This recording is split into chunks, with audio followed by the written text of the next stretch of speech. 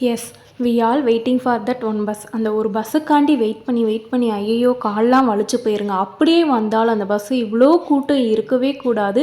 தொங்கிட்டாச்சும் போயிடலான்னு சொல்லிட்டு ஒரு வழியா பஸ்ஸில் ஏறியாச்சு.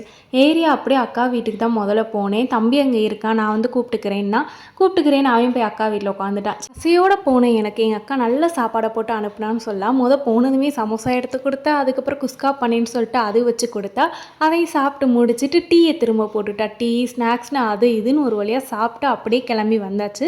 வரும்போது அக்கா பையங்களும் நாங்களும் வரோன்னு சொன்னாங்க. சரி ஏறுங்கடான்னு வண்டியில் ஏறினா, வண்டியிலையும் ஏறக்கூடாதுன்னு என்னை போட்டு டார்ச்சல் பண்ணிட்டு இருந்தா.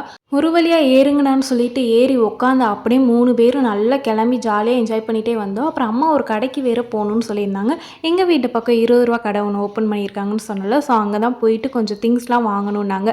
வாங்க வேண்டிய திங்ஸ்லாம் நல்லபடியாக வாங்கி அப்படியே பையில் போட்டு கிளம்பி வீட்டுக்கு வந்தாச்சுங்க. வீடியோ பிடிச்சிருந்தா மறக்காமல் லைக் பண்ணிட்டு சப்ஸ்கிரைப் பண்ணிக்கோங்க. பாய்.